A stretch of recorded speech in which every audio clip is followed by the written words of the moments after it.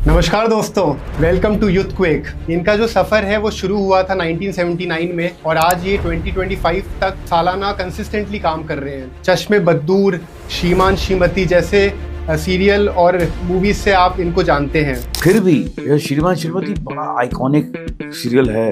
हाँ जी। और हमने इतना एंजॉय किया, इतना हम लोग हंसते हंसते खुद मतलब पागल हो जाते थे। अजीब से सीन थे। आप देखो वो तो रीटेक खुद भी तो एंजॉय करेगा उसको। आप कह रहे हैं जैसे आप दिल्ली को बिलोंग करते थे, तो मुंबई आपका आना कब हुआ और मुंबई आके आपकी शुरुआत कॉमेडी में, मूवीज में किस तरह शुरू हुई? पहला ब्रेक आपको कैसे मिला? अब मजे की बात यह है कि उस फंक्शन में जो चीफ गेस्ट थे वो थे जीपी सिप्पी। अच्छा। The great GP Sippy, producer of Sholay. वो सामने बैठे हुए चीफ गेस्ट, तो हम लोग लगे हुए अपनी पूरी जान लगा रहे हैं रोल में। Rakesh, I am making a film with two heroes, you are one of them, come and meet me. मैं तो तोते उड़ गए। मैंने कहा यार ये क्या हो गया, ये क्या मैजिक है कि इतना बड़ा आदमी मुझे कह रहा है कि मैं तुम्हें फिल्म दे रहा हूँ। फिल्म का नाम तो एहसास। फिल्म लगी भी। कितना दुनिया के बारे में भी सोचते थे, अपने पेरेंट्स के बारे में सोचते थे। It was not about you, it was not about selfish attitude. कि मैं अपनी बात नहीं कर रहा हूँ, मेरे सब साथी भी ऐसे थे। शशि रंजन मेरे क्लासमेट थे, डेविड धवन मेरे बैचमेट थे, रमन कुमार डायरेक्टर जिन्होंने साथ साथ बनाई। तो ये हम सब एक कमरे में रहते थे। हम सभी इसी सोच के थे, लाइक माइंडेड, हम नहीं लेंगे अपने माँ बाप से पैसे। तो आपकी लाइफ का टर्निंग मोमेंट क्या रहा? मेरी लाइफ में बहुत सारे टर्निंग मोमेंट आते हैं क्योंकि मैं करता रहता हूँ काम। यू नो, थिएटर मैंने बहुत किया बॉम्बे में या बॉलीवुड जिसको हम बोलते हैं। उसमें 8-10 ऐसी एक्टर होंगे जिन्होंने फिल्म, टीवी और थिएटर कंसिस्टेंटली किया है लास्ट 47-48 ईयर। कंसिस्टेंटली, ऐसा नहीं कि एक प्ले कर लिया तो जी मैं थिएटर आर्टिस्ट, ऐसा नहीं है। लोग बोलते हैं एक आध प्ले जिंदगी में किया तो सारी उम्र पे प्राइड लेते रहते हैं कि जी हमने थिएटर किया, ऐसा नहीं। नमस्कार दोस्तों, वेलकम टू यूथ क्वेक। ये हमारा जो पॉडकास्ट है, इसकी शुरुआत हमने इस तरह करी है कि discipline is greater than motivation. और इस बात पे हमारे जो आज के गेस्ट हैं वो हमेशा से खरे उतरते हैं। इनका जो सफ़र है वो शुरू हुआ था 1979 में और आज ये 2025 तक सालाना कंसिस्टेंटली काम कर रहे हैं। बहुत कम कलाकार होते हैं जो इतना कंसिस्टेंट रिकॉर्ड रखते हैं और अपने काम से लोगों का दिल जीत लेते हैं। चश्मे बद्दूर, श्रीमान श्रीमती जैसे सीरियल और मूवीज से आप इनको जानते हैं। अगर मैं इनकी बात करूं कॉमेडी आर्टिस्ट से, पहले के टाइम में आप जानते होंगे महमूद जी को, जॉनी वॉकर, जॉनी लीवर, ये सब जो उम्दा कलाकार हैं, उनकी शख्सियत के कंपैरिजन में आज मैं आपको मिलवाना चाहता हूं राकेश बेदी जी को। तो मैं ज़्यादा वेट नहीं करवाते हुए अब हम बात करेंगे राकेश जी से। हाय। नमस्कार राकेश जी। नमस्कार जी। थैंक यू, आपने हमें टाइम दिया अपने बिजी स्केड्यूल से, and it is a really a honour. मैं हमेशा से आपका फ़ैन रहा हूँ। हम पूरे परिवार 1990s की अगर मैं बात करूँ, मेरा जन्म भी 1984 का है। तो 1990 के दशक की अगर अपन बात करें तो श्रीमान श्रीमती बहुत बड़ा सीरियल था। और जब मेरा जन्म हुआ तब ये पिक्चर चश्मे बद्दूर आई थी। जी। उस समय भी बहुत सारी बात होती थी उस मूवीज की। कॉमेडी एक ऐसा जॉनर था जो सब लोग टच नहीं करते थे, और मैं पर्सनली भी मानता हूँ कि कॉमेडी बहुत डिफ़िकल्ट सब्जेक्ट है, बहुत डिफ़िकल्ट जॉनर है जो सब नहीं कर सकते। ऐसे में इतने सालों से आप कॉमेडी कर रहे हैं, इतना अच्छा काम कर रहे हैं, तो उसके लिए बधाई हो। Thank you. और इट्स अ रियली हॉनर कि आप हमारे साथ जुड़े हमारे पॉडकास्ट में। थैंक यू विशाल जी। हाँ, तो अभी पॉडकास्ट की हम शुरुआत करते हैं आपके सफ़र को जानते हुए कि आपकी जर्नी कॉमेडी में, मूवीज में किस तरह शुरू हुई, आप इस क्षेत्र में कैसे आए? कैसे आया तो एक, हालांकि पहले भी कई बार बता चुका हूँ, लेकिन चलिए आपके प्लेटफॉर्म पे आया हूँ तो आपको भी आपके जरिए और लोगों को मतलब बताता हूँ मैं। Thank you. मैं born in Delhi, brought up in Delhi, studied in Delhi, और पूरा कॉलेज मेरा स्कूलिंग दिल्ली में हुई। और जैसा कि होता है कि एक ऐसा नहीं था कि मुझे एक्टर बनना है, ऐसा कभी सोचा नहीं था। लेकिन बचपन से एक ये था कि मैंने कोई भी मतलब हमारी गली मोहल्ले में, स्कूल में, आसपास एरिया में कहीं कोई कल्चरल प्रोग्राम होता था, तो मुझे अगर खबर मिलती थी सबसे पहले पहुंच जाता था अपना नाम वहाँ लिखवाने के लिए। और उसमें पार्ट लेता था। और वैसे भी I was the you can say the blue eyed boy of the entire family clan. सिर्फ अपनी फैमिली की बात नहीं कर रहा, एक्सटेंडेड फैमिली जो होती है ना, मतलब मौसी चाचा वगैरह, कोई शादी वादी हो रही है तो चलो भाई इसको बुलाओ तो ये कुछ करेगा तो वो एक ऐसा चलता रहा। लेकिन विद द रिजल्ट ये हुआ कि पढ़ाई में ध्यान थोड़ा कम रहा हमेशा। हालांकि my father was very highly educated technocrat, right, he was engineering manager of Indian airlines, specialist in Boeing aircraft. तो लेकिन वो सब तो अपनी जगह है, मेरा ध्यान उसमें नहीं रहा कभी पढ़ाई में, तो इसी तरफ रहा। और उसमें मतलब कि कॉलेज कह लो या स्कूल कह लो, गली मोहल्ला कह लो, जहाँ पर भी मतलब एक ऐसा कुछ था तो वहाँ राकेश बेरी वहाँ प्रेजेंट था, मतलब परफॉर्म कर रहा था। तो आप जैसे मुंबई आए, आप कह रहे हैं जैसे आप दिल्ली को बिलोंग करते थे, तो मुंबई आपका आना कब हुआ, और मुंबई आके आपकी शुरुआत, पहला ब्रेक आपको कैसे मिला? मुंबई आना ऐसे डायरेक्ट नहीं मैंने किया। मुझे ऐसा लगा था कि मेरी फैमिली में दूर दूर तक कोई इस लाइन में नहीं है, कोई कनेक्शन में नहीं है। हालांकि बहुत कम लोगों को ये मालूम है कि and I am proud to say that my नाना जी, हाँ जी, मेरे मदर के पिताजी, वो एक थिएटर एक्टर थे और शिमला में परफॉर्म करते थे अमरीश पुरी के साथ। अमरीश पुरी जी के बड़े भाई मदन पुरी, उनके बड़े भाई चमन पुरी, प्राण साहब के साथ भी उन्होंने कुछ एक प्लेस किए शिमला गेटी थिएटर में। मैं 1920s 30s की बात कर रहा हूँ, तो वो एक अपनी जगह अलग बात है। लेकिन हमारी तरफ से ऐसा कोई मुझे पहचान में मेरा कोई नहीं था, तो आई थॉट, और थिएटर में करता था। हाँ जी, मतलब थिएटर में हमेशा ही करता रहा, स्कूल में भी शुरू कर दिया था, स्कूल भी कॉलेज भी। तो मुझे लगा कि लेकिन फिर भी कुछ और सीखना है तो FTII फिल्म इंस्टीट्यूट जो पूना में है वहाँ जाना पड़ेगा। और फिर मुझे ऐसा लगा कि क्योंकि मेरी कोई पहचान नहीं है तो मेरे रास्ते बनेंगे वहाँ जाने से। अच्छा। तो क्योंकि एक जरिया मुझे मिलेगा, जाहिर है, और प्लस कुछ बहुत सीखने को मिलेगा। हाँ जी। तो वो एक था मेरा एक पाथ टुवर्ड्स फिल्म इंडस्ट्री, मैं कह सकता हूँ। तो उसमें मुझे मतलब हर तरह से फायदा हुआ, हर तरह से मतलब सीखने को बहुत मिला। और फिर मैं जब पास आउट हो चुका था, मतलब उसके बाद हमारा कन्वोकेशन था, हाँ जी, जिसमें वो हमको डिप्लोमा दिया जाता है। अब तो वो डिग्री के बराबर हो चुका है। पोस्ट ग्रेजुएशन की इवैल्यूएशन उसकी सरकार की तरफ से हो गई है। राइट। तो वो उस फंक्शन में थिएटर भी था, हाँ जी, एक छोटा सा फंक्शन था 2 घंटे का, और वो सेरेमनी भी थी जैसे होता है, और एक प्ले भी था, और उसको मैं कंपेयर भी कर रहा था और प्ले में पार्ट भी ले रहा था। ओके। जब कंपेयर कर रहा था तो नॉर्मल था जैसे अभी हूँ, लेकिन प्ले में गुंडा था मैं। अच्छा। गुंडे का रोल था तो जिसके सर पे विग लगी हुई है, और वो यहाँ पर एक बड़ा बोतल का कट है, उसके मतलब मार का कट है, लुंगी वुंगी पहनी हुई। कंपेयर में नॉर्मल कपड़ों में था, तो गुंडे की भाषा बिल्कुल अलग थी, और मेरी एज एन MC मेरी भाषा बिल्कुल अलग थी। हाँ जी। अब मजे की बात यह है कि उस फंक्शन में जो चीफ गेस्ट थे वो थे GP सिप्पी। अच्छा, GP सिप्पी साहब। अच्छा। The great GP Sippy, producer of Sholay. Okay. और शोले 76 की बात कर रहा हूँ। हाँ। शोले 75 से लेकर 80 तक चली हमारे देश में, 5-6 साल चली, उसके बाद तो चलती रहती है। चलती है। लेकिन मैं थिएटर की बात कर रहा हूँ, मतलब it was hottest property all over the country, और उसके प्रोड्यूसर हमारे सामने।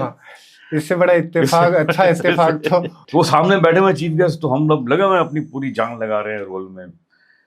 तो खैर फंक्शन खत्म हुआ, डिप्लोमा हमको मिला। उसके बाद सिप्पी साहब बाहर खड़े थे थिएटर के बाहर, FTI में थिएटर जो है बड़ा थिएटर है, कॉल्ड मेन थिएटर, उसके बाहर खड़े थे। तो मैं बाहर गया, उनको मैंने कहा सर नमस्कार। तो राकेश ऐसे बोलते थे, उनका हाथ ऐसे, Rakesh I am making a film two heroes, you are one of them, come and meet me and Bombay, come and meet me, come ऐसे ऐसे बात। मैं तो तोते उड़ गए, मैंने कहा यार ये क्या हो गया, ये क्या मैजिक है, यू नो, कि इतना बड़ा आदमी मुझे कह रहा है कि मैं तुम्हें फिल्म दे रहा हूँ। ऑफ कोर्स किसे और फिल्म का नाम तो एहसास। फिल्म लगी भी, और फिल्म में काफ़ी समस्याएं हो गई। उसका हीरो जो था थोड़ा सा उसको मेंटल थोड़ा प्रॉब्लम हो गया, थोड़ी डिले हो गई, वो बात अलग है। लेकिन I got a film standing in FTII by GPCP, so it was a like a moment which I cannot describe in words. वो रात कैसे मेरी बीती होगी सोचिए आप, you know। पिक्चर का नाम भी एहसास। हाँ, एहसास। ये ऐसा ही है, ऐसा ही है कि IIT में आप खड़े हैं और आपको आके आपका बहुत बड़ी कंपनी का कोई ड्रीम पूरा होता हुआ दिख रहा है, ड्रीम पूरा हो रहा है, आपको बोले जी इन्फोसिस के में आपको एक बहुत बड़ी पोस्ट पर रखा जा रहा है। जरूर तो कैसे आपको फील होगा, तो एक ये था। And then it started and from there and then things kept on moving. तो राकेश जी, नॉर्मली होता ये है कि मोनोटोनस लाइफ किसी को भी पसंद नहीं है, और कितने ही कॉर्पोरेट जॉब होते हैं जिसमें लोग एक स्टैंडर्ड जॉब करते रहते हैं, और अगर उनको ये बोल दिया जाए कि आज यही चीज़ को दोबारा करो तिबारा करो, तो सब लोग इरिटेट होते हैं। आपका ऐसा प्रोफेशन है जिसमें आपको जो फरमाइशें मिलती हैं फैन से कि आप वही कॉमेडी सीन फिर से कर दीजिए, या फिर वो पोज कर दीजिए, तो it gets irritating at one point in time. तो आप इस चीज़ को कैसे हैंडल करते हैं? क्योंकि कॉमेडी तो ऐसी चीज है जो ऐसा नहीं कह सकते कि आप किसी ने बोला कि आप कॉमेडी करके वो सीन करके बताओ, सो इट इज लाइक आप किसी और इमोशन में चल रहे हो और एकदम से आपको बोला जाए कि ये करो। तो जनरली क्या होता है कि ये जो आप सवाल कर रहे हैं ना, ये सवाल इतना रेलेवेंट नहीं है एक्टर्स के लिए। हाँ जी। वो इसलिए नहीं है क्योंकि ऐसा बहुत कम होता है कि आपको एयरपोर्ट पे किसी ने कहा सर वो सीन करके दिखाओ। हाँ, राइट। वो सीन कैसे करें वो तो इसका जवाब मैं लोगों को देता हूँ कि आप क्या करते हैं, तो बोले साहब मैं तो CA हूँ। तो अपनी फाइलें यहाँ खोल के दिखाओ एयरपोर्ट पे। मैं कहता हूँ वो जो जहाँ मैंने वो सीन किया था वो मेरा ऑफिस है। राइट। वो मेरा दफ्तर है। उसके लिए मुझे प्रॉपर्टीज चाहिए, मुझे एक को एक्टर चाहिए। हाँ जी। मुझे हाँ, आप ये बोलिए कि साहब वो फलानी आवाज आपने अच्छी निकाली थी, वो आवाज कैसे निकालेगी? जैसे वो श्रीमान श्रीमती में हाँ जी, मेरी आवाज थी, कोकी जी मैं आपसे कभी बात नहीं करूंगा, तो वो मैं चलो एक छोटा सा वो कर सकता हूँ। राइट। लेकिन मैं पूरा सीन करूँ उसके लिए तो अर्चना पूरन सिंह भी चाहिए और सामने जितने बाकी एक्टर हैं वो भी चाहिए, और वो एक माहौल चाहिए। वो कैसे हो सकता है? हाँ, छोटी सी एक मिमिक्री टाइप आप कर सकते हैं। जरूर। तो जनरली ऐसी फरमाइशें कम आती हैं लोगों की, पर यह जरूर होता है कि लोग चाहते हैं कि आपको मिलें आपको। और बाकी जो आपका सवाल का एक दूसरा जो पहलू है ये है कि हम एक ही काम बार बार करते हैं। फॉर एग्जांपल मैं अगर एक प्ले कर रहा हूँ तो मैंने उस प्ले के सपोज 500 शो किए हैं। हाँ जी। तो एक ही परफॉर्मेंस के मैंने 500 शो किए हैं। तो वो बोरिंग हो सकता है लेकिन वो नहीं होता। अच्छा। वो बोरिंग नहीं होता क्योंकि वो अभी इसने देखा मेरा प्ले मसाज, जुबेर सामने बैठे हुए हैं। हाँ जी। मसाज मैं 23 साल से कर रहा हूँ। राइट। अभी मेरा 15-20 दिन पहले शो था पारुल यूनिवर्सिटी बड़ौदा में। हाँ। राइट, पारुल में था ना, वहाँ था। तो पता नहीं कौन सा नंबर शो था। 23 साल से मैं कर रहा हूँ तो कौन सा नंबर शो होगा सोचिए आप। तो बोर होने का सवाल ही पैदा नहीं होता, क्योंकि लाइव परफॉर्मेंस का मजा ये है कि साला आप इतने साल से कर रहे हैं पर आज कैसा होगा, और आज मुझे जो करना है जो मैंने आज तक नहीं किया उससे बेटर करना है। राइट।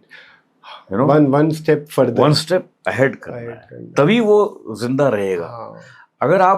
अगर वो देखिए कोई भी चीज, पानी भी खड़ा रहेगा तो वो डिके हो जाएगा, है ना। तो आपको ग्रो तो करना पड़ेगा ऑफ कोर्स, वरना आप खुद डिके हो जाएंगे। एक्चुअली वे एक पॉइंट मेरे दिमाग में ये आ रहा था कि जैसे अपन इतने सारे इवेंट्स अटेंड करते हैं, कितने आपको शोज करने होते हैं, और एक मान लीजिए एक एक सीन आपका बहुत हिट हो गया, तो लोगों की फरमाइश उस लाइन में आती रहती है, जी। तो रेगुलरली वो चीज़ किसी भी इवेंट में जाते हैं और बार बार करने से आप, क्या ये सिर्फ आपके साथ है या फिर पर्सन टू पर्सन डिपेंड करता है, या फिर एज एन आर्टिस्ट कोई भी बोर नहीं हो सकता इस चीज़ को लेके? नहीं देखिए, कोई भी एक्टर अपने काम से बोर नहीं होता। मुझे ऐसा लगता है कि इससे बेटर जॉब मेरे हिसाब से दुनिया में और कोई नहीं है। हाँ, राइट। क्योंकि देखिए, मेरे साथ मेरे सामने हाँ, रोज एक नया आदमी खड़ा होता है। आज आप खड़े हैं, मैं आपको आज से पहले कभी नहीं मिला, राइट। ठीक है? हाँ, आज आप खड़े हैं, हाँ जी। आज आप मेरे सामने हैं, तो I don't know you, right. But we are working together, yes. Correct? यहाँ से मैं जाऊंगा तो किसी और को मिलूंगा जिसके साथ मैं फिर से एक नया काम करूंगा। हाँ। तो हमारा तो काम ही है, एक काम खत्म होता है दूसरा शुरू होता है, एक खत्म होता है दूसरा शुरू होता है, यू नो। और हम कोशिश करते हैं, कोशिश क्या, मतलब हमारा काम ही है कि हर चीज में एक क्रिएटिविटी की एक नई मयार को ढूंढें, यू नो, एक नया, हम एक क्रिएटिविटी का एक नया मापदंड अपने लिए ही, भले कोई और। जैसे मैं हमेशा एक्टिंग क्लासेस भी जब मैं लेता हूँ, राइट, तो मैं स्टूडेंट्स को बोलता हूँ अपने कि ये इम्पोर्टेंट नहीं है कि कोई आपकी तारीफ करे या ना करे। इम्पोर्टेंट ये है कि क्या आप खुद एक परफॉर्मेंस करने के बाद अपनी पीठ थपथपाने के काबिल हैं, अपनी शक्ल आईने में देखने के काबिल हैं, क्या आप अपनी आंखों से गिरे तो नहीं, अपनी खुद की आंखों से। कोई कितनी तारीफ कर रहा है, नहीं कर रहा है, दैट इज इररिलेवेंट, राइट। उसमें मत भो। Personal validation. हाँ, अगर कोई बहुत ज्यादा तारीफ कर रहा है तो उसमें भी ज्यादा बहने की जरूरत नहीं है, राइट, यू नो। अब अभी ऐसा ही है कि जैसे अगर सपोज मैंने एक परफॉर्मेंस दी, तो परफॉर्मेंस देने के बाद ये मसाज प्ले है जो मेरा सोलो प्ले है, 2 घंटे का सोलो है, अच्छा, जिसकी बात कर रहा था मैं। अच्छा अच्छा। 2 hours I perform alone and I perform 24 characters in 2 hours. 24 characters in 2, yeah. Must be a very different experience. Very different. मतलब वो जैसी चीज कोई लोगों ने, जो लोग देखने आते हैं वो बोले क्या यार, एक आदमी 2 घंटे कैसे, लेकिन 2 घंटे में मैं घड़ी नहीं देखने दूंगा आपको, ये मेरी गारंटी है। Engaging. आपकी 2 घंटे कैसे निकल जाएंगे, आप घड़ी देंगे, अरे बाप रे 2 घंटे कहाँ गए। तो उसमें हर बार आप नई कुछ ना कुछ ढूंढेंगे तभी तो वो रेलेवेंट रहेगा ना। तो ऐसे मेरे बहुत सारे प्लेज हैं जो मैं करता हूँ। ये तो प्ले विजय तेंदुलकर साहब का लिखा हुआ है, द ग्रेट विजय तेंदुलकर। अच्छा। और मेरा अडेप्ट किया हुआ है, लेकिन मेरे खुद के लिखे हुए बहुत सारे प्लेज हैं। अच्छा अच्छा, राइट। तो इतने साल का जो आपका अनुभव है और ये जो आप विजडम जो आपने अभी तक अब जनरेट किया है, जिससे आप किसी और ऑडियंस की तारीफ के बियॉन्ड अपनी खुद की सफलता को इस तरह महसूस करते हैं कि आपने अपने आप को किस तरह प्रूव किया, तो ये जो विजडम आपने इतने सालों में पाई है, तो शुरुआत के दिनों में भी आपकी सोच इस दिशा में ही थी? क्योंकि ऐसा बहुत बार होता है कि अपने को कोई ऑडियंस ब्लैंक मिलती है, as in they are not responding, they are ignoring the artist. तो क्या वो बहुत डिफिकल्ट होता है शुरुआत के दिनों में कि उसको, उस चीज को कैसे आप हैंडल करते थे? देखिए, वो तो होता ही है, क्योंकि एक धीरे आपका एक मयार बनता है। हाँ। एक जगह आपकी बनती है, लोगों के दिलों में जगह बनती है, राइट।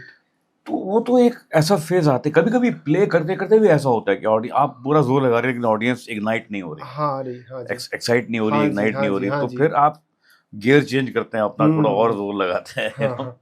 फिर आपको लगता है कि नहीं यार, आज मैं गलत जगह फंस गया, यू नो। अब इसका, हाँ जी, ये प्ले खत्म होने के बाद अगर आप डिप्रेस होंगे, हाँ, तो वो भी गलत है ना, वो भी गलत है, क्योंकि भाई आज नहीं सुर लगा यार, हाँ जी, यू नो, आज नहीं लगा, तो आप डिप्रेस होने की जरूरत नहीं है। तो आप अपनी आंखों में झांकिए और देखिए कि आपने कम मेहनत तो नहीं की गई, राइट।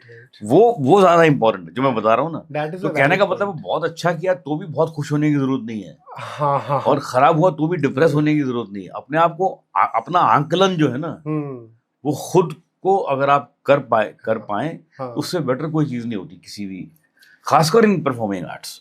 ये बहुत बड़ी चीज आपने बताई है, हमारी ऑडियंस भी इस चीज से बहुत प्रभावित होगी, क्योंकि इस दिशा में बहुत लोग अपना करियर बनाना चाहते हैं, कॉमेडी में, एक्टिंग में, क्रिएटिव साइड में, लेकिन कहीं ना कहीं कोई सोशल एग्जिजेंसी हो जाती है। या ये बड़ा सिंपल सा फॉर्मूला है, हाँ जी, और ये बचपन से हमारे साथ चलता है, हम इसको भूल जाते हैं। हाँ हाँ, एग्जाम्पल देता हूँ मैं आपको। आप एग्जाम दे के आते हैं, आपके आपके पिताजी पूछते हैं बेटा कैसा हुआ, हम्म। पापा बहुत अच्छा हुआ, पापा, लेकिन आपको मन में पता होता है कि भैया मेरे 100 में से 50-55 के ऊपर नहीं आएंगे, राइट। क्योंकि मैंने 4 क्वेश्चन तो किए ही नहीं, हाँ जी, हाँ जी। और 2 का मुझे जवाब नहीं आता था, एकदम सही बात है। हाँ। एक तो मैंने चीटिंग करते करते किया, तो आपको पता होता है ना, हाँ। और आपको उतने ही आते हैं। ऐसा नहीं है कि आप करके आए हो, लकी एकदम तुक्का लगे और आप फर्स्ट आ गए, ऐसा तो नहीं होता ना। तो आपके कितने नंबर आएंगे ये आपको पता होता है। ये फॉर्मूला पूरी जिंदगी में काम करता है। तो आपका टीचर आपको वही दे रहा है एग्जैक्टली जितने पानी में आप हैं। अब झूठ बोलते रहिए कि मैं तो जी बहुत टॉप हूँ, मैं तो फलाना ढमकाना हूँ, तो लेकिन अगर आपने बहुत अच्छा किया है, बहुत कमाल किया, तो भी आपको पता होता है कि यार मैं तो या फर्स्ट आऊंगा या सेकंड आऊंगा, राइट, मुझे पता है। तो राकेश जी, अभी तो बहुत ज़माना आगे बढ़ गया है, सोशल मीडिया इतना ट्रेंड कर रहा है और काफ़ी सारे प्लेटफॉर्म्स शुरू हो गए हैं आर्टिस्ट के लिए, तो अब इतनी चुनौतियां नहीं है जितनी चुनौतियां उस ज़माने में होती थी जब आपने शुरुआत करी। तो आपकी ज़िंदगी में सबसे बड़ी चुनौती क्या आई थी जब आपने शुरुआत करी, और आज की तारीख में भी ऐसा कोई डिफ़िकल्ट मोमेंट आप अगर हमारी ऑडियंस को बताना चाहें जो आप आज भी याद करके चेरिश करते हैं कि मैंने उस समय को पार कर लिया? देखिए आज वो ज़माना है जब माँ बाप चाहते हैं कि मेरा बेटा जो है वो उसको कोई तकलीफ ना हो, वो अगर स्ट्रगल करने जा रहा है तो उसके पास स्ट्रगल करने के भी सारे साधन हो। हाँ जी, है ना, राइट। हमारे पास मोबाइल भी नहीं था। मैं परसों याद करके हंस रहा था, एक ज़माना था जब आपको पीपी नंबर देना पड़ता था कि तुम्हारा फ़ोन नंबर, हाँ जी फ़ोन है जी, पर वो बगल में लगा हुआ बाजू वाले के, यहाँ पीपी नंबर, आप फ़ोन करेंगे तो बुला देंगे वो पड़ोसी का। हाँ। तो पीपी बोलते थे उसको, पर्टिकुलर पर्सन, ऐसा कुछ उसका, है ना, याद है आपको? तो हमारे घर में फोन नहीं है, लेकिन बगल वाले पे फोन है, तो उस टाइम तो मैच भी पड़ोसियों के घर में जाके देखते थे। आप उस पे तो सारी स्ट्रगल शुरू में, स्ट्रगल जो मैं कर रहा हूँ वो मेरे पास एक फोन नंबर है, फोन है जो मेरा नहीं है, और मुझे किसी को फोन करना हो तो भी मुझे झिझक से वहां जाना पड़ेगा कि मैं एक फोन कर लूं जी, फिर उसके पैसे भी 1 रुपया रखना पड़ेगा मुझे वहां पर, या किसी दुकान में जाके मुझे पब्लिक फोन बूथ ढूंढना पड़ेगा।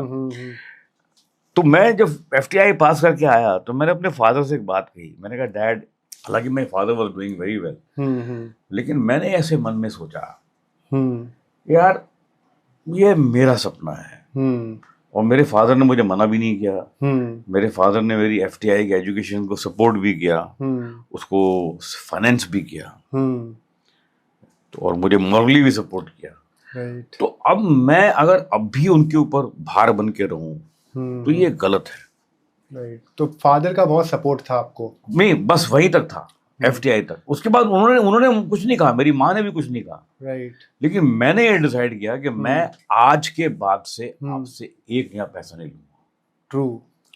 तो मैंने अपने फादर से 500 रुपए लिए जब मैं मुंबई आया था, एक 500 गिन के। वो दिन और आज का दिन, I have not taken anything from my father, anything मतलब एनीथिंग। वो तो आपको अपने टैलेंट पे बिलीव था? नहीं, टैलेंट की बात नहीं है, मुझे लगा था कि it's my passion, my dream, why should somebody else suffer. ये बहुत बड़ी बात कही आपने। मैं किसी और को क्यों सफर करवाऊं? और मैं अगर उनसे मांगूंगा तो हो सकता है मेरे भाई की एजुकेशन पे फर्क पड़े, मेरी जो छोटी बहन है उसकी एजुकेशन, उसकी शादी पे फर्क पड़े, उसके खर्चे भी तो करने हैं ना। हाँ जी, हाँ जी। तो मैं अपने पेरेंट्स को क्यों खामखा परेशान करूं अपने जो मेरा ड्रीम है उसको फुलफिल करने के लिए। उन्होंने मेरा एजुकेट कर दिया, उतना बहुत है। ये बहुत ही सेल्फलेस सोच रही आपकी कि आप इतना दुनिया के बारे में भी सोचते थे, अपने पेरेंट्स के बारे में सोचते थे। It was not about you, it was not about selfish attitude कि मुझे मेरा मिल जाए। मैंने जहाँ आपकी, और मैंने हमेशा देखा है कि ये और कोई लग्जरी में नहीं रहा मैं। इनिशियल जो मेरे ईयर्स थे, मतलब आपको मैं हैरान होंगे आप कि मैं अपनी बात नहीं कर रहा हूँ, मेरे सब साथी भी ऐसे थे। शशि रंजन मेरे क्लासमेट थे, आज वो ITA चलाते, इतना बड़ा फंक्शन वो चलाते हैं प्रोग्राम। डेविड धवन मेरे बैचमेट थे, हम एक ही रूम में थे। आपने कितनी अच्छी पिक्चर उनके साथ की है, अभी भी करके आए उनके साथ। तो सुनील शर्मा एक कैमरामैन थे, रमन कुमार डायरेक्टर, हाँ जिन्होंने साथ साथ बनाई हाँ तुमको देखा तो ये ख्याल आया, उनकी फिल्म है। तो ये हम्म, हम सब एक कमरे में रहते थे और हम सभी ऐसे थे, हाँ, हम सभी इसी सोच के थे, लाइक माइंडेड थे लाइक कि हम माइंडेड नहीं पीपल, लेंगे अपने माँ बाप से पैसे, इंडिपेंडेंट शुरुआत से। भले ही हम्म, कुछ भी कैसे भी करके गुजारा करें। हाँ तो वो एक एक तो उसका एक प्राइड भी होता है आज की डेट में हाँ, कि भाई आप सेल्फ मेड है यार, ऑफ कोर्स, यू नो, आपने कभी कोई किसी का क्रच नहीं लिया, कोई सहारा नहीं लिया। राइट, तो आपका जो सवाल है कि तब मुश्किल था कि अब मुश्किल है, हाँ हाँ जी, इतना सा, यू नो, तब बहुत मुश्किल था, तब बहुत मुश्किल होगा। लेकिन अब और भी ज्यादा मुश्किल है। अच्छा, अभी सब प्लेटफॉर्म तो बहुत है, लेकिन हाँ लोग भी तो उतने बढ़ गए ना, हाँ, कंपटीशन कितना बढ़ कंपटीशन गया। बढ़ गया। लेकिन मैं एक चीज हमेशा मानता हूँ और मैं उसको फॉलो करता हूँ, और मैं एक्टिंग क्लासेस लेता हूँ, उसमें बच्चों को सिखाता भी हूँ कि आप आप बुरा काम नहीं कर सकते। हाँ हाँ आपको अच्छा अगर सरवाइव करना है ना, हाँ हाँ, तो जैसे मैं फॉर्मूला जो मैं अप्लाई करता हूँ, rise above the ordinary. Actually, you know, mediocre काम करने वाले बहुत सारे लोग हैं, ट्रू, यू नो, बहुत सारे लोग हैं हाँ जो एक लेवल पे एक अच्छा काम कर रहे हैं, डिलीवर भी कर रहे हैं, सब कर रहे हैं, हाँ, लेकिन शाइन वो करता है जो उनके जरा सा ऊपर होता है, कंफर्ट जो जोन जरा के सा आगे। हटके होता है। हाँ जी, वो जरा सा हटके, जरा सा ऊपर, जरा सा अलग, वो ढूंढना पड़ेगा। तो जैसे इतने सालों की अगर अपन बात करें, आज आपका जो करियर है, इतना शानदार करियर रहा है, आपने हमेशा हर साल आपने काम किया है, बहुत अच्छा काम किया है।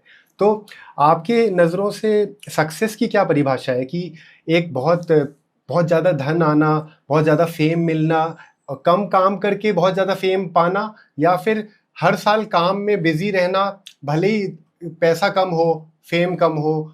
आपकी नज़रों में सक्सेस की इम्पोर्टेंस किस तरह है कि बिजी रहना बहुत इम्पोर्टेंट है, या फिर ओवरनाइट, या फिर कुछ काम करके भी फेम मिल जाए और सक्सेस मिल जाए? देखिए, एक फैलेसी है, फैलेसी या झूठ है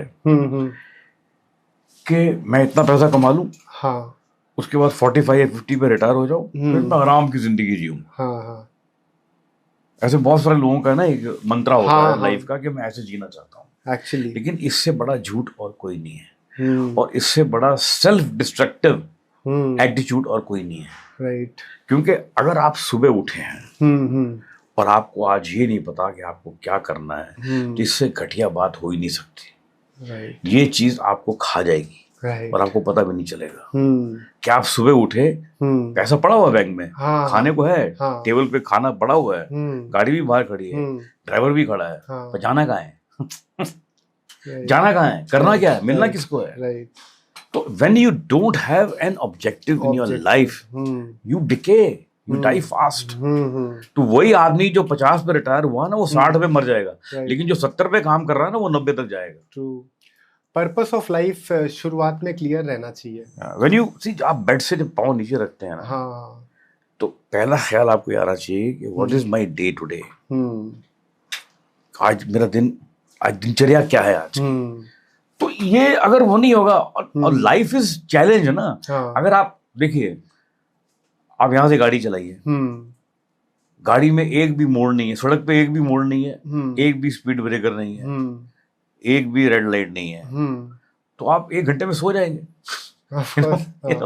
आपका गाड़ी का एक्सीडेंट हो जाएगा।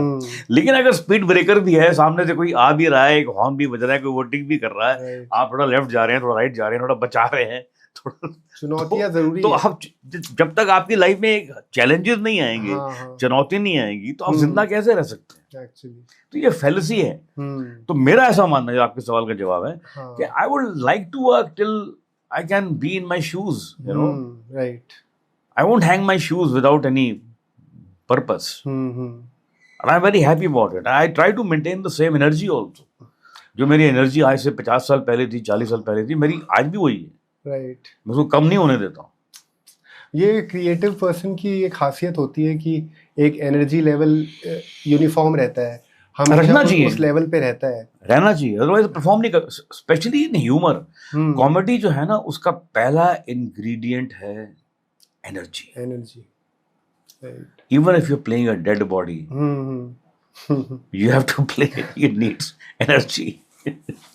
तो ये श्रीमान श्रीमती में एक आपके को स्टार थे केशव कुलकर्णी जी, वो बहुत फेमस भी हुए, बहुत उनका रोल भी बहुत सराहा गया, तो आपने बहुत उनके साथ बहुत समय भी बिताया होगा, तो उनके बारे में कुछ बताएं आप, क्योंकि अब तो दुर्भाग्य से वो हमारे बीच में नहीं रहे। बहुत जल्दी चले गए बेचारे। हाँ जी। अच्छे कलाकार थे, अच्छे इंसान थे। हाँ जी। मैंने ज्यादा काम नहीं किया उनके साथ, वही काम किया बस, एक श्रीमान श्रीमती किया हमने, कोई 4-5 साल शूट किया उसको। हाँ जी, हाँ जी। और बहुत मजा आया, बहुत मतलब मैं आपको क्या बताऊं कि एक दिल्ली में एक बिजनेसमैन है बहुत बड़े, अभी हाल ही की बात है। हाँ जी।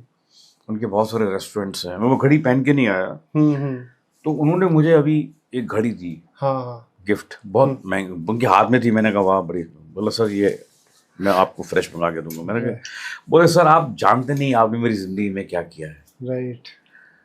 आप नहीं जानते, मेरे पास मैसेजेस हैं उन लोगों के, यू नो, वो मैसेज पढ़ के मैं पढ़ता हूँ तो मेरी आंख गीली हो जाती है कि हमारी जिंदगी को कितना संवारा है आपने, कितना सुधारा है आपने, कितना मनोरंजन किया आपने। तो वो इतना बड़े फैन है कि उसने अपने बेटे का नाम चिंटू रखा हुआ, जो उसमें चिंटू था ना, तो वो बच्चे का नाम उसने चिंटू रखा हुआ। तो मैं घर पे आया तो कोरियर से घड़ी भेज दी उन्होंने, बहुत स्पेशल घड़ी है वो, उसकी बहुत एडिशन, एंटीक है वो, मतलब बनती है कहीं, यूनिक है। Unique, right. पूरी दुनिया का नक्शा है उसके ऊपर। अच्छा। मतलब पूरी पृथ्वी गोल गोल घूमती है, ऐसी कोई घड़ी है। अब वो इसलिए कि वो बोलते हैं कि नहीं साहब ये तो कुछ भी नहीं है, आपने जो मेरे लिए किया है वो कुछ भी नहीं है। ये मैं मान सकता हूँ ये बात इस हद तक कि अभी तो बहुत ऑप्शंस हैं कॉमेडी के लिए, कि बहुत सारे प्लेटफॉर्म हैं जहाँ पे लोग देख लेते हैं। उस जमाने में तो गिने चुने सीरियल होते थे जो बहुत अच्छे चलते थे। नहीं वो ठीक है, लेकिन अभी क्या लोग फिर से सब वो सीरियल रिवाइव हो गए हैं। छोटे छोटे बच्चे जो हैं वो आजकल मेरा काम देख रहे हैं, फिर से देख रहे हैं, और वो एडिक्ट हो रहे हैं उस ह्यूमर से। एक्चुअली आपकी मूवीज जो थी हीरो नंबर 1, ये सब कैरेक्टर अभी भी याद रहते हैं। और जो सीरियल्स हैं, चश्मे बददूर भी बहुत खूब चली। और अगर आप ओवरऑल बताएं कि सबसे चैलेंजिंग रोल या सबसे महत्वपूर्ण, और या फिर जो ऐसा रोल जिसमें आपको करने में बहुत मजा आया अपने पूरे करियर में, जो आपको अभी तक याद रहता है कि उस समय आपको सबसे ज्यादा मजा आया, ऐसा कौन सा मूवी थी या सीरियल था? नहीं देखिए, मैं अपना जो मजा है वो तकरीबन हर रोल में से ढूंढ लेता हूँ। राइट।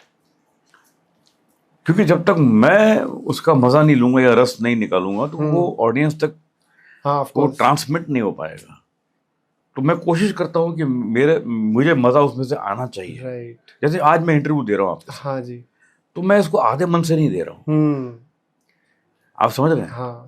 कि मैं इसको इसलिए नहीं दे रहा हूँ कि नहीं यार ये इंटरव्यू ले रहा है यार, चलो ठीक है यार मैं टाइम पास कर लेता हूँ, ऐसा मैं नहीं करता हूँ। मुझे लगा आपका इंटरव्यू है, आप जब इंटरव्यू लेंगे तो आपको भी याद रहना चाहिए, ये राकेश बेदी आए थे और उन्होंने ऐसा इंटरव्यू दिया, हमको मजा आया।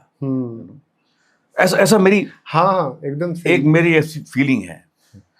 तो आप जो भी मैं काम करता हूँ तो उसमें से अपना मजा ढूंढ लेता हूँ। लेकिन फिर भी श्रीमान श्रीमती बड़ा आइकॉनिक सीरियल है। हाँ जी। और हमने इतना एंजॉय किया, इतना हम लोग हंसते हंसते खुद मतलब पागल हो जाते थे, हंसी रुकती नहीं थी हमारी। यू नो, डायरेक्टर कट बोलते बोलते थक जाता था, यार मत करो ऐसा, यार टाइम जा रहा है, फलाना शिफ्ट खत्म हो रही है, लेकिन अब नहीं रुकती थी हंसी, क्योंकि अजीब से सीन थे। आप देखने में कैसे बड़े वो लगते हैं, लेकिन आप जब आदमी परफॉर्म कर रहा होता है वो तो खुद भी तो एंजॉय करेगा उसको। You know? सबसे अच्छी बात कॉमेडी सीरियल की या मूवीज की यही है कि ऐसी वो मेरा सीरियल था यस बॉस। हाँ जी, हाँ जी। वो भी एक बहुत चला था, बहुत ज्यादा। अब उसमें वो जो है वो मेरा बॉस मेरी बीवी में मरता है। और उसको पता नहीं कि मेरी बीवी है। घर पे आता हूँ तो मैं वही बुड्ढा बना हुआ हूँ, और मैं इतना बुढ़ा हूँ, खांस रहा हूँ कि वो उसको लगता है कि ये अब मरा के तब मेरा, लेकिन वो मरता ही नहीं है क्योंकि वो तो मैं ही हूँ। तो वो उस जमाने में ये सीरियल श्रीमान श्रीमती, यस बॉस एक कंसिस्टेंट फ्लेवर दे रहे थे और रेगुलरली सब देख रहे थे। तो आपकी लाइफ का टर्निंग मोमेंट क्या रहा, एज इन जहाँ से आपको लगा कि यहाँ से अब मेरा टाइम आ गया है, या आपको एक रिकग्निशन मिलना शुरू हो गया? आई थिंक जो एक मेरी लाइफ में बहुत सारे टर्निंग मोमेंट आते हैं, क्योंकि मैं करता रहता हूँ काम, यू नो। थिएटर मैंने बहुत किया, मतलब मैं प्राउडली कह सकता हूँ कि बॉम्बे में या बॉलीवुड जिसको हम बोलते हैं, उसमें 8-10 ऐसी एक्टर होंगे जिन्होंने फिल्म, टीवी और थिएटर कंसिस्टेंटली किया है लास्ट 47-48 ईयर्स, कंसिस्टेंटली। ऐसा नहीं कि एक प्ले कर लिया तो जी I am a theatre artist, ऐसा नहीं है। तो लोग बोलते हैं एक आध प्ले जिंदगी में किया तो सारी उम्र पे प्राइड लेते रहते हैं कि जी हमने थिएटर किया, ऐसा नहीं है। मैंने मतलब हर कोई ऐसा महीना नहीं है मेरा लाइफ में जब मैंने मंच पे पाँव ना रखा हो। तो वो एक है। तो टर्निंग पॉइंट सबसे पहला अगर कहा जाए तो एक ये जो है जिंदगी, आप कह सकते हैं, क्योंकि ये जो है जिंदगी से पहले उसकी जो सक्सेस थी उसको मैंने सोचा नहीं था कि ऐसी सक्सेस भी हो सकती है। अच्छा। और ऐसी पॉपुलैरिटी भी हो सकती है। मैं 1 महीना लगा था मुझे ये तय करने में कि मैं टेलीविजन करूं कि ना करूं। अच्छा। कहीं मैं खत्म तो नहीं हो जाऊंगा। हाँ। तो इतने बिजी रहने लग गए आप? नहीं, टीवी मतलब मुझे टीवी पे आने से मेरी वैल्यू कम तो नहीं हो जाएगी, या मुझे फिल्मों में लेना लोग कम बंद तो नहीं कर देंगे। हाँ, एक थॉट उस जमाने में बहुत था। आज उसको आप इमेजिन नहीं कर सकते, उस जमाने में था। राइट। तो 1-1.5 महीना जब मैंने वेट किया, और उसके भी डायरेक्टर थे कुंदन शाह, जो हमारे बैचमेट थे, FTI से मेरे बैचमेट थे। हाँ, डायरेक्शन में उनकी मूवी भी आई थी, क्या कहना, एक मूवी थी, जाने भी दो यारो, बहुत चली थी। हाँ, तो फिर उसने मुझे कहा नहीं तू कर यार, जो करना पड़ेगा यार राकेश तू कर। तो मैंने किया वो। पर जो उसकी वो आने शुरू हुआ, उसके बाद जो उसकी सक्सेस मैंने देखी और जो लोगों ने मुझे पहचानना शुरू किया, मैं पागल हो गया कि ये टीवी की इतनी पावर है यार। राइट। तो अगर अपन एक होता है कि अपन इतने सालों से काम कर रहे हैं, लेकिन कोई एक मोमेंट आता है जहाँ पे अपने को लगता है कि ये चीज़ रह गई, मतलब कोई चीज़ तो मिसिंग होती है कि अपने को ये भी कर लेना था, या फिर ऐसी कोई चीज़ जो आप हमेशा से करना चाहते थे लेकिन अभी तक नहीं कर पाए, ऐसा कुछ है? मैं ऐसा इसमें बिलीव नहीं करता। ये एक अजीब सा थॉट है। हाँ। यू नो, कोई ऐसा रोल है जो आप करना चाहते थे लेकिन नहीं कर पाए, मैं इसमें बिलीव नहीं करता। ये तो वही बात हुई कि वो रोल आएगा तो मैं दिखा दूंगा लोगों को, लेकिन ये रोल जो कर रहे हो कौन करेगा भाई? ये तुम्हें करना ना। और हेल्थ को लेके आपकी क्या सोच है? एज इन इतने सालों से आपने काम किया है, ऑब्वियसली हेल्थ के बिना तो कोई चीज़ हो नहीं सकती। तो क्या आप हमारी ऑडियंस को आप अपने तरफ से, अपने एक्सपीरियंस से, ये हेल्थ के से रिलेटेड कुछ बताना चाहेंगे? मेरे डील डाल को देख के लगता नहीं है ऐसा, लेकिन मैंने जितनी एक्सरसाइज की है बहुत कम लोगों ने की होगी। मेरी average 4 to 5 days a week की एक्सरसाइज है। या मैं वॉक करता हूँ, या मैं जिम जाता हूँ, या मैं स्विम करता हूँ। मैं कुछ तो करता ही करता हूँ। 4 to 5 टाइम्स अ वीक की मेरी एवरेज है। अगर मैं कुछ नहीं कर पा रहा हूँ, कहीं बाहर गया हूँ, तो मैं वॉक कर लेता हूँ लंबी चौड़ी। You know, walk is also very good. 1-1.5 kilometre की वॉक, 2 किलोमीटर की, 5 किलोमीटर की, 10 किलोमीटर की वॉक कर लेता हूँ। तो हमारी ऑडियंस को अगर आप अपने तरफ से कोई मतलब एडवाइस देना चाहें कि, क्योंकि अभी भी आज की यूथ इस इंडस्ट्री में आगे बढ़ना चाहती है, आप अपने एक्सपीरियंस से अगर उनको कुछ मार्गदर्शन देना चाहें कि उनको किस तरह से इस फील्ड में आना चाहिए, चाहे वो कॉमेडी हो या एक्टिंग लाइन हो, थिएटर लाइन हो। नहीं, कॉमेडी तो एक पार्ट है एक्टिंग का। यू नो, लोग ये समझते हैं कि जो आदमी कॉमेडी करता है वो दूसरे काम नहीं कर सकता, लेकिन मेरा ऐसा मानना है कि जो कॉमेडी करता है दूसरे काम बहुत अच्छे कर सकता है। यू नो, और क्योंकि मैंने किए भी हैं, और स्टेज पे तो हम बहुत करते हैं, लेकिन फिल्मों के टाइप कास्ट हो जाता है, लोग फिर किसी और रोल में देखते नहीं है, लोग लेते भी नहीं प्रोड्यूसर के, उनको भाई राकेश गिरी को लेना है तो कॉमेडी के रोल में ही लो। लेकिन ऐसा नहीं है, बहुत सारे, तो हर तरह का रोल जो है वो मैंने किया है। और मैं ऑडियंस से, या जो लोग एक्टर बनना चाहते हैं, यही कहना चाहूँगा कि पहले अपने काम को सीखिए। अगर आपको काम आता ही नहीं है और फिर आप स्टार बनना चाहते हैं तो वो मुश्किल है। क्या है कि आज की डेट में बहुत से लोगों की नज़र जो है ना वो रहती है स्टार पे, स्टारडम पे। आप पोस्टर में देखते हैं शाहरुख खान खड़ा हुआ, आपको लगता है मुझे वहां होना चाहिए, राइट। लेकिन स्टारडम जो है वो आपकी मेहनत का, आपके काम का बाई प्रोडक्ट है। Right. It cannot be the other way around. अगर आप स्टार बन गए और आपको काम नहीं आता है, गलती से बन गए, चले मान लिया बन गए, काम नहीं आता है, तो आप एक फिल्म में आउट हो जाएंगे। एक्चुअली स्टारडम खत्म हो जाएगा, फिनिश हो जाएगा। ऐसे बहुत सारे एग्जांपल हैं। राइट। यार एक वन फिल्म वंडर किधर गया यार, कोई देखता ही नहीं अभी। क्यों दिखाई नहीं दे रहा भाई? क्योंकि वो एक फिल्म, लेकिन जब दूसरी फिल्म आई तो उसके पत्ते खुल गए, उसके पास कुछ था ही नहीं देने के लिए। एक तुक्का लग गया। राइट। तो काम सीखना जरूरी है, तो काम आपको आना जरूरी है। स्टारडम तो वो आपको फॉलो करता है फिर, अगर आप अच्छा काम कर पाते हैं तो आप अगर अपनी लाइफ को पीछे पलट के देखें तो क्या आपको ऐसा लगता है कि अगर आपको उसको रिवर्स करके कुछ बदलने का मौका मिलता तो आप कोशिश करते कुछ बदलने का? नहीं, ये तो है बड़ा मुश्किल काम है। जो आपको आपकी तकदीर में लिखा है, जब लिखा है वही आपको मिलेगा, तब मिलेगा। उसके आप कितना मर्जी जूझते रहिए। तो आपके भी इंस्पिरेशन रहे होंगे कोई, जितना मैं समझता हूँ, मैंने जितना पढ़ा है, आप शायद चार्ली चैपलिन जी बिल्कुल के बहुत इंस्पायर थे। चैपलिन से बहुत इंस्पायर्ड हूँ मैं, और चैपलिन से मैंने बहुत सीखा है। चैपलिन से लोग अक्सर ये समझते हैं कि चैपलिन की परफॉर्मेंस से। मैं परफॉर्मेंस की बात नहीं कर रहा हूँ। मैं बहुत जल्दी ये समझ गया था, अपने बचपन में ही समझ गया था कि चैपलिन जो कर रहे हैं वो इतना इम्पोर्टेंट नहीं है। उनका दिमाग जो सोच रहा है वो ज़्यादा इम्पोर्टेंट है। उनकी सोच ज़्यादा इम्पोर्टेंट है उनकी परफॉर्मेंस से। मुझे ऐसा लगा था। तो अब एक कॉमेडी सीन जो है ना वो देखने में ऐसा लगता है कि जैसे आपने कॉमेडी सीन देखा, श्रीमान श्रीमती में देखा, या आपने चैपलिन देखा, या आपने फ्रेंड्स में देखा, तो देख के आप उस पर हंसे, आपको घूर लगा, लेकिन आपको ये नहीं पता कि उसके पीछे कैसे दिमाग लगा होगा। एक एक चीज, एक एक पंच को बराबर नाप तोल के तराशा जाता है। राइट। बहुत होमवर्क रहता है उसके पीछे एक मेहनत रहती है, दिमाग रहता है, एक सोच रहती है कि इस सिचुएशन में ऐसे आएगा, यहाँ बैठेगा, यहाँ से उठेगा, उधर जाएगा, यहाँ टर्न करेगा, तब जाके ये पंच बनेगा। तो आप अगर वैसे बताएं कि इतने साल आपने काम किया, अभी आपके फ्यूचर प्लान्स क्या हैं? एज इन आप किसी चीज़ में परमानेंटली, या फिर आप इतने साल काम करने के बाद इंडस्ट्री को लेके कोई आपका विजन हो, आप ऐसी कोई चीज़ कहना चाहें जो आपने अपने टाइम में नहीं देखी हो लेकिन फ्यूचर जनरेशन से आप उम्मीद करते हो? नहीं, मैं तो ये कहना चाहूँगा कि आजकल तो बड़े अच्छे अच्छे प्लेटफॉर्म आ गए हैं, बहुत सारा काम आ गया है, तरह तरह के अच्छे रोल भी मिल रहे हैं लोगों को। राइट। तो अभी ऐसा वक्त है कि आप अच्छा काम करें, क्योंकि अभी जो ऑडियंस है वो आपके काम को इंटरनेशनल काम से इक्वेट करती है। राइट। आपका काम सॉलिट्यूड में नहीं चल रहा है कि इंडिया का काम है तो इंडियन लोग ही, ऐसा नहीं है।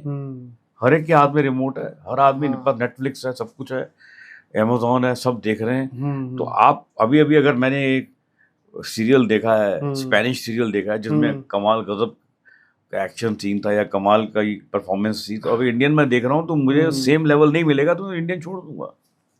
ये लगा नहीं यार, दुनिया कहाँ से कहाँ पहुंच गई, तुम वहीं बैठे हुए हो। तो आप ये आपकी लाइफ में भी आपने जब शुरुआत करी तो उस जर्नी में, उस स्ट्रगल में आपकी इंडस्ट्री में किसी ने मदद करी हो, या ऐसे किसी पर्सन जिन्होंने जिनका साथ आपका हमेशा से रहा हो, या कोई आपके बेस्ट फ्रेंड कहलाते हो, ऐसा कोई जिक्र करना चाहें आप? ऐसा देखिए, थिएटर में ऐसे बहुत सारे लोग हैं। एक हमारे थिएटर के डायरेक्टर हैं रमेश तलवार साहब। फिल्में भी बहुत सारी बनाई उन्होंने। उनसे मैंने बहुत कुछ सीखा। आदमी एक्चुअली हर एक से सीखता है। इनडायरेक्टली डायरेक्टली आप सबसे सीखते रहते हैं, अगर आप सीखने वाले होने चाहिए। और फिल्म इंस्टीट्यूट वगैरह जो ऐसे तो इंस्टीट्यूट होते हैं ना, हमारे टीचर से रोशन तनेजा, जिन्होंने बहुत सारे एक्टर को सिखाया। तो he was a great teacher. मैंने बहुत सीखा उनसे।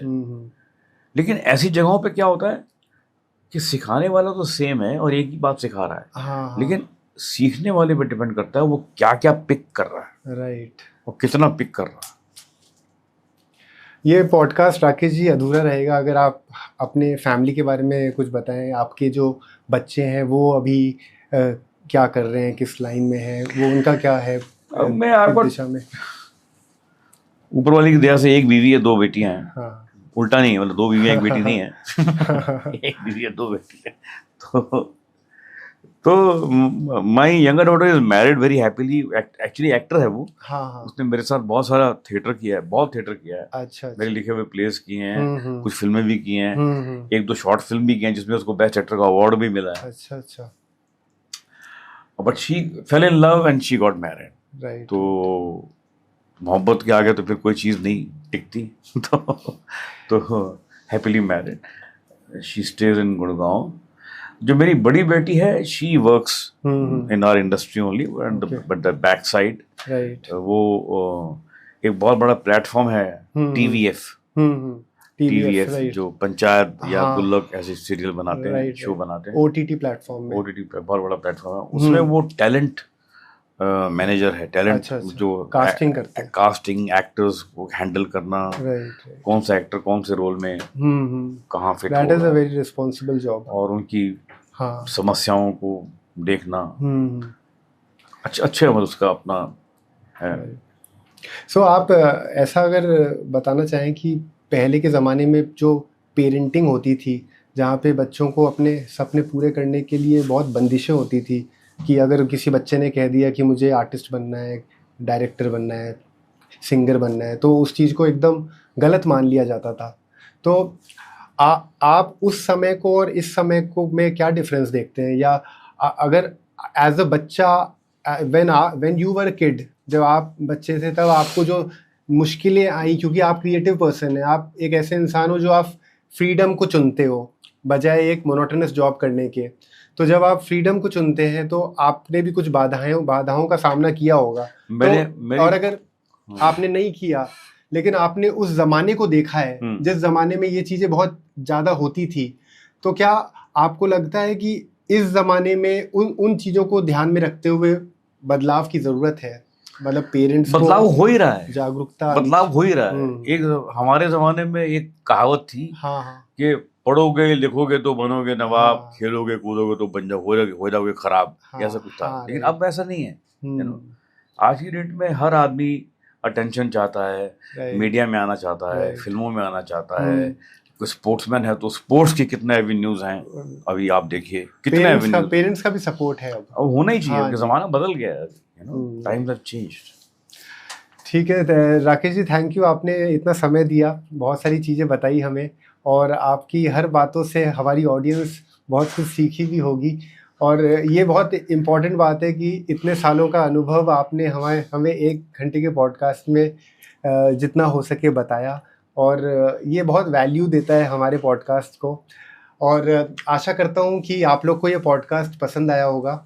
हमारे जो गेस्ट हैं राकेश जी, इतने बिजी स्केड्यूल में समय निकाला उन्होंने, और इसी तरह से हम आगे भी हमारे पॉडकास्ट में ऐसे ही गेस्ट को लाएंगे जो अपने जर्नी से, अपनी स्टोरी से आप लोगों को इंस्पायर करेंगे। तो आगे भी हमारा पॉडकास्ट आप देखते रहिए और फॉलो करते रहिए। Thank you.